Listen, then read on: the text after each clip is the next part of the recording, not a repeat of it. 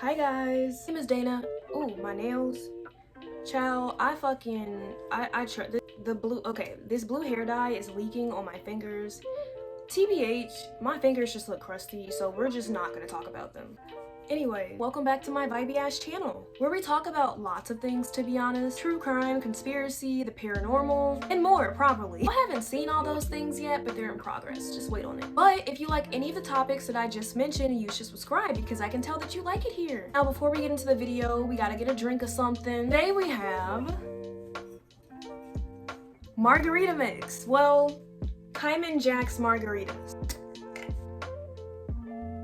That's sweet as fuck. That is a hangover in a bottle. So guys, I want to start a series. I don't know what to call it though. Maybe what the fuck happened? Because there's so many stories that I hear and I'm just like, what the fuck could have possibly happened? So I have a couple of cases like that we're gonna talk about today. So without further ado, let's dive into the video. Okay, so the first are the children of Woolpit. I know this is a very well-known story, which is why I included it first. It still creeps me out, so I had to include it. I might even make a separate video solely on the children of Woolpit, just because they interest me so much. Okay, so let's set the vibe. So listen to this. This dates back to 12th century England, which in my opinion makes this case even weirder because imagine seeing some shit like this in like 12th century England with like, you know, no explanation. We didn't have the technology, the science, or anything. Like they were probably just like, what the fuck happened? So one day farmers were working on their fields and they were working in an area that was set up to trap wolves. Why is this blinking? Guys, these are not blinking in real life. That's weird. Farmers go near some ditches and somehow, some way they run into these children, a girl and a boy. Now these children looked like ordinary children except for one thing. Their skin was green and their clothes were also made from unfamiliar materials. They spoke in a language that neither of the farmers could understand. The farmers are probably like, well, we can't just leave these kids out here. So they take them to their village and the village fully accepts them, which, by the way,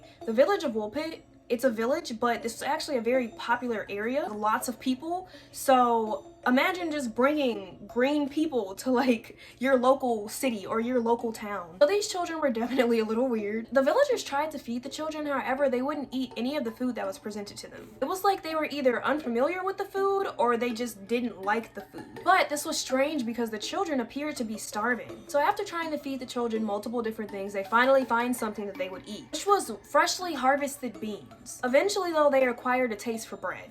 So the girl seemed to be adapting pretty well to her new surroundings, but her brother not so much, unfortunately. The boy actually couldn't adjust and he soon passed away. But the girl, however, remained pretty healthy and adapted pretty well. She eventually began eating normal food, lost her green tint and learned English, and picked up the name Agnes Barr. She was later married to a man, and according to some accounts, listen guys, if you follow me on TikTok, you probably saw my video about how all famous people low-key are related. And usually they're either related to like British rulers or American founding fathers, which I understand can and cannot be weird depending on what you believe, but it was weird to me. But the man that she married apparently was an ambassador of King Henry II, although this may not be verified. Still weird though. So I didn't do a good job explaining like what I meant, so I just wanted to expand on that. So most famous people do have like a common like ancestor, and typically it is like one of the founding fathers or people who had British royalty. So I just think that it's real convenient that someone that's so out of the box is still in British royalty.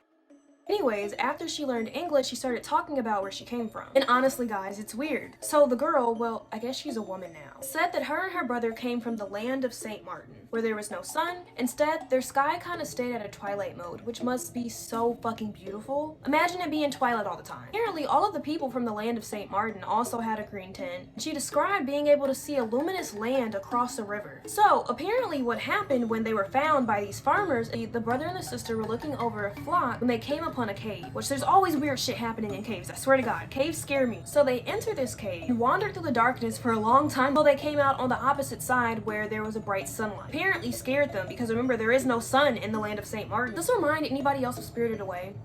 Like slightly. Shortly after, they were found by the farmers that eventually took them in. Crazy story, right? There must be some kind of explanation for this. Well, let's dive into those. So, regarding their green tint, one theory is that the children were suffering from hypochromic anemia, which apparently is a condition that is caused by poor diet. This also affects the color of the red blood cells and results in a green shade of the skin, which could explain why the girl's skin went back to normal after getting a healthy diet. As far as where they're from, some people state that these children might have been from a place called Fordham St. Martin, which apparently was separated from Woolpit by a lake. course, there's a more conspiracy side to all this. There are some that suggested that the children were extraterrestrials, and some suggested they might have accidentally teleported to Woolpit. At the end of the day, none of us will really know what happens because none of us were there. Now, this next story brings us up in time a little bit. We're gonna teleport to 1950. You see what I did there?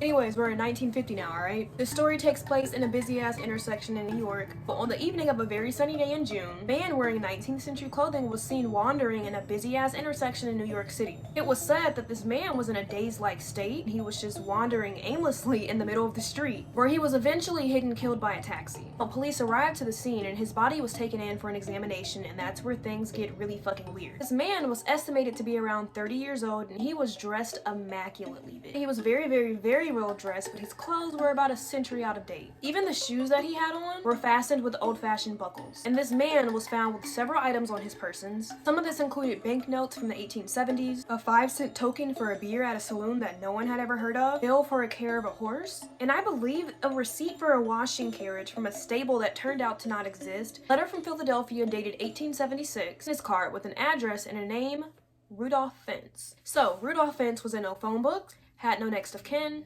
no fingerprint records. In fact, there wasn't even anybody with that name that was reported missing. So this man basically didn't exist. By luck though, I suppose, investigators came across a phone book from 1939, which led investigators to an old lady who claimed to be the wife of Rudolph Fentz Jr. She would have been the son of Rudolph Fentz Sr., which was the guy who was seen wandering aimlessly in the busy-ass intersection in New York City. But guys, the story that this lady told made everything so much more bizarre. So, this lady stated that Rudolph Fentz Sr. had actually disappeared while going on his daily walk one day when her husband was only a child. At the time that this happened, authorities launched a huge investigation into the disappearance, but it was a cold case. Rudolph had disappeared without a trace. Investigators didn't believe this information. They have to be skeptical. So they go and try and verify this information. And they checked a missing persons report from 1876 and found that a Rudolph Fentz had disappeared earlier that year and was never found. Even stranger, the clothes that Rudolph was wearing before he got hit by a taxi were the same clothes that he was wearing before he disappeared. Investigators also found a picture of Rudolph and it was a dead ringer for him. However, the story gets a little murky now. The investigator on the case dropped the odd findings because he didn't think that anybody would believe him. It's at this point where we really don't know if anything is true or not. So we'll never know what really happened. Some claim that Rudolph might have been sucked in a vortex of some sort in time travel, and there's also arguments that this is just pure fiction. But it's super interesting nonetheless, and I thought I'd share it with you guys. Now, this next case is also really fucking weird. To this day, nobody knows what the fuck happened here. Now, let's fast forward 4 years to 1954. Tokyo Haneda Airport. Is it weird that, like, I already feel this alcohol from just drinking this much? Lightweight. So, hot day in 1954 at an airport. It was business as usual until a man walks in and completely throws everybody off. The plane had just landed and people were rushing to customs, waiting for their flights, and a neatly dressed middle-aged Caucasian man walks into the airport. He tells officials that he's just taking an ordinary business trip to Japan as he typically does. First language was French, but he also spoke Japanese and a couple of other languages. Don't you love when your phone dies mid-video? I love that. So this man's wallet contained currencies from lots of other European countries. Everything was completely normal for this frequent traveler until questions were asked about his home country, and things suddenly took a strange turn. He stated that he was from the country of Taured, which was a country on the border between France and Spain. Okay, so fair enough, right? Only thing is that Taured is not a country. Taured doesn't exist. However, he then presented them with a passport from the non-existent country of Taured, which also had visa stamps on them, which meant that he had been using this passport to travel. So guys, listen to how weird this is. Officials called the company that he claimed that he was having a meeting with, and the company had never heard of him. And the hotel that he had a reservation at had no such reservation for him. The bank listed on his checkbook didn't exist. So airplane officials were like, dude, this is a fucking prank. They pulled out a world map and told him, hey, point to where you live. And he pointed out a tiny country named Andorra. This man began to get really irritated, and he stated that Andorra didn't exist, but it was right where his home country, Taured, should be. And he stated that his country had been there for thousands of years. So until officials could figure out what was going on, customs decided to detain him and gave him a room at a nearby hotel for the night until they could figure out what the fuck was going on. So the next morning, things got even weirder. Taured's only resident suddenly disappeared from his hotel room and had been guarded by officials all night long. To make things even weirder, everything, all of his personal documents, his passport, his driver's license issued by his country, and all All of his other documents just disappeared from the office. They vanished from the airport security room. Weird, right? As you can imagine, it's really hard to prove this story because there are no supporting documents, as all of the proof disappeared. There are no official reports of either, but I mean, how would you even write a report about something like that? Like, if I experienced something like that, what do I even say? Like, I would think that, like, I'm tripping or something, like, you know? And how would they write a report? The man is gone. So police and officials searched for this man. He disappeared, and it was like the encounter never happened. Which, this actually happens quite a lot, believe. And when I say a lot, I just mean that, like, there's a lot of similar stories out there, not that this actually happens often. Believe it or not, I'm gonna tell you another story, but I have a theory about this case. So, if you follow me on TikTok, if you follow me on TikTok, which you probably came here from TikTok, but if you don't, you should follow me.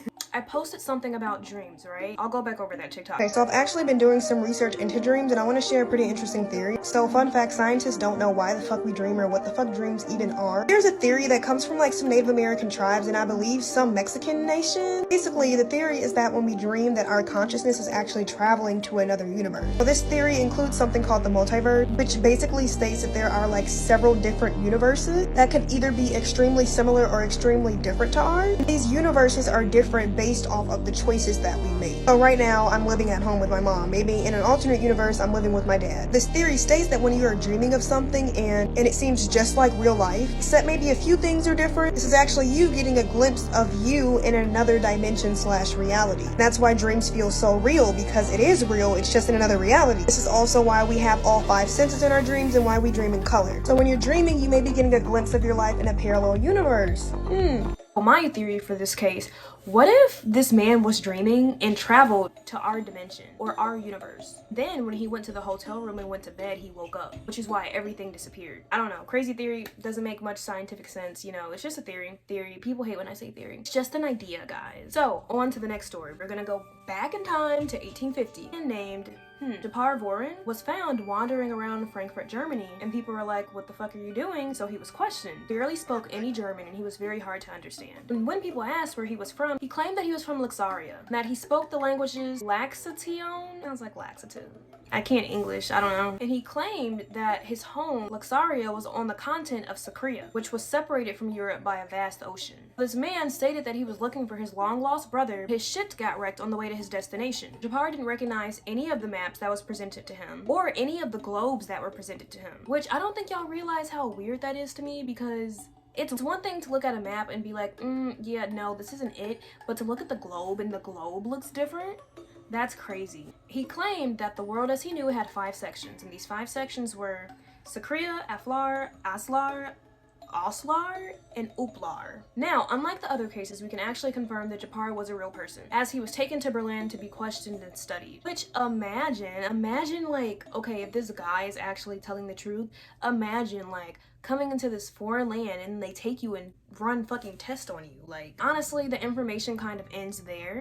Okay, so that's a lie. I actually have some information that I want to tell you because it's actually kind of important pertaining to this story. So apparently when they took this man to go study him in Berlin, he kind of like flipped his shit and ran out of the carriage and into the woods, and he was never seen again.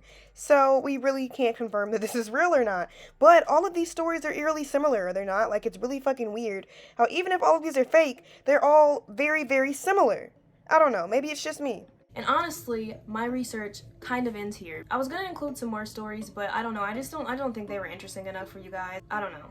These took the cake. Now, all of these cases literally remind me of my dream / well, not my theory, but the dream / multiverse theory. Guys, what if all these men were dreaming?